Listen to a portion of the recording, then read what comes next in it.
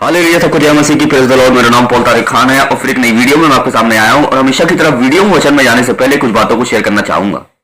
इंतजार खत्म होगा, आज जवाब मिलेगा, क्योंकि परमेश्वर कभी देर नहीं करता, वह सही समय पर काम करता है। इस बात को हमेशा ध्यान रखें। इंतजार खत्म होगा पर जवाब मिलेगा। प्रार्थना, विश्वास और वचन पर आधारित बातें। प्रस्तावना क्या है मालूम है आपको? सबसे पहले मैं कहना चाहूंगा कि हम सब किसी न किसी बात का इंतजार कर रहे हैं।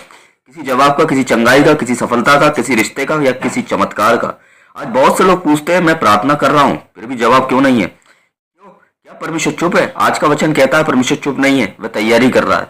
इंतजार अस्वीकार नहीं है। हबक्कुक की पुस्तक 2 अध्याय 3 वचन क्या कहता है मालूम है आपको? दर्शन अपने समय पर पूरा होगा और देर लगेगी तो भी इसकी बात जोतते रहना। परमेश्वर का अभी नहीं है, कभी नहीं होता। इस बात को ध्यान रखना। अब्राहम ने 25 साल इंतजार किया, तब वादा पूरा हुआ। यूसुफ ने जेल में इंतजार किया, तब सिंहासन मिला। दाऊद ने वर्षों इंतजार किया, तब वो राजा बना। इंतजार परमेश्वर की योजना का हिस्सा है। इस बात को हमेशा ध्यान रखें।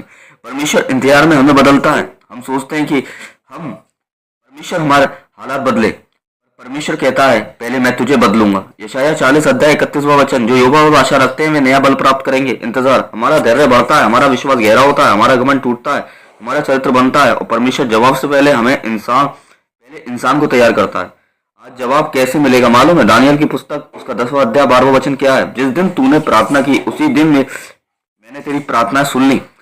जवाब उसी दिन मिला था, लेकिन रास्ते में आत्मिक युद्ध था। कई बार जवाब भेजा आ चुका है, लेकिन शैतान रोकने की कोशिश करता है, इसलिए देर दिखती है। आज का वचन, रुको मत, हारो मत, जवाब रास्ते में है। यीशु कभी देर नहीं करता। लाजर की कहानी, यूहन्ना 11 अध्याय, यीशु जानबूझकर देर से पहुंचे। सबने कहा बड़ी बहुत देर हो गई, लेकिन यीशु ने कहा मैं पुनरुत्थान और जीवन हूँ।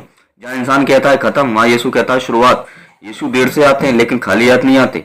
आज का संदेश, आज विश्वास करिए, मेरा इंतजार व्यर्थ नहीं जाएगा। मेरा परमेश्वर चुप नहीं है। मेरा जवाब आज निकलेगा, मेरी स्थिति बदलेगी, मेरी कहानी गवाही बनेगी। इस बात को हमेशा ध्यान रखें। जैसे आप देख सकते हैं भजन संहिता 34 अध्याय उसका 19वां वचन, धर्मी पर बहुत संकट आते हैं परंतु युवा उनसे सब कुछ छुड़ा लेता है। तो मैं बताना चाहता हूँ कि पूरी बातों के बाद एक ही बात है। दानियल की प्रार्थना जब थी और जब उसकी प्रार्थना का आंसर आ चुका था, पर वो प्रार्थना का आंसर रास्ते में था। ऐसा नहीं था कि परमेश्वर ने उस प्रार्थना का आंसर दिया नहीं था, पर 21 दिन में इसलिए पहुंचा वो ताकि दानियल पूरी तरीके से तैयार हो सके। मालूम है आपको? और उसके लिए कौन लड़ रहे थे मालूम है?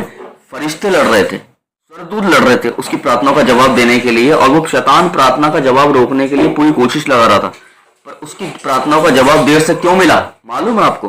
वो इसलिए मिला ताकि दुष्ट आत्मा प्रार्थना को रोक रही थी। पर देखो, परमेश्वर तो अपनी तरफ से आंसर भेज चुका था, पर वह जवाब, जितना बड़ा इंतजार उतनी बड़ी गवाही। क्योंकि दानियल की प्रार्थनाएं जो 21 दिन बाद आई, वो इसलिए आई क्योंकि वो प्रार्थनाओं में बना हुआ था और विश्वास में बना हुआ था। इसलिए मैं आपको बताना चाहता हूं, जवाब लेट आना हार नहीं है। जवाब एक उससे बड़ी गवाही बनना, ये एक जवाब है, ये एक गवाही है। जितना बड़ा इंतजार उतनी बड़ी गवाही। इस बात को हमेशा ध्यान रखें। जवाब भेजा जा चुका है, लेकिन शैतान रोकने की कोशिश करता है, पर जीतता नहीं है। इस बात को ध्यान रखना। लाजर की कहानी से देखो, यीशु जानबूझकर देर से पहुंचे, फिर भी क्यों पहुंचे? क्योंकि यीशु जानता था अगर वो बीमारी के समय पहुंचता तो एक चंगाई होती। वो देर से पहुंचा तो एक बहुत बड़ी गवाही हुई। चंगाई से ज्यादा लोगों ने उसके इस बड़े चमत्कार पर ध्यान दिया, जिससे बहुतों का जीवन बदल पाया। समझ रहे हैं मेरी बात को आप? जहाँ इंसान करता है खत्म, वहाँ यीशु कहता है शुरुआत। आपकी नजर से सब खत्म हो चुका है वेट करते करते, परमेश्वर के हिसाब से सब शुरू होने वाला है। इंतजार में आपकी हार नहीं है, इंतजार में आपकी जीत है। इस बात को ध्यान रखना। इसलिए इंतजार करने का मतलब ये नहीं है कि मेरी हालात बदलेंगे। इंतजार करने का मतलब ये है कि पहले परमेश्वर आपको बदलेगा। इसलिए इंतजार करना, बहुत लोग इंतजार करते करते बैकस्लाइड हो जाते हैं। क्यों? क्योंकि शैतान उस इंतजार का फायदा उठाता है और वो ये कहता है आपसे क्योंकि कुछ नहीं होगा, और उस बात पे पूरा कन्फेस कराने की कोशिश करता है। झूठे ट्रस्ट पे ट्रस्ट कर ले, अब कुछ नहीं होगा, गिव अप कर दे, बैकस्लाइड कर दे, और आप कन्फेस कर लेते हो। बहुत से लोग इसी कारण बैकस्लाइड हो जाते हैं। पर मैं उन्हें एक बात बताना चाहता हूँ, बैकस्लाइड होना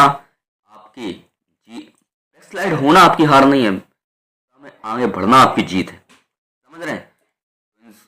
इंतजार व्यर्थ नहीं जाएगा। परमेश्वर चुप नहीं रहेगा, जवाब निकलेगा, स्थितियां बदलेंगी, स्थितियां बदलेंगी तो कहानी और गवाहियां बनेंगी। इस बात को हमेशा ध्यान रखना।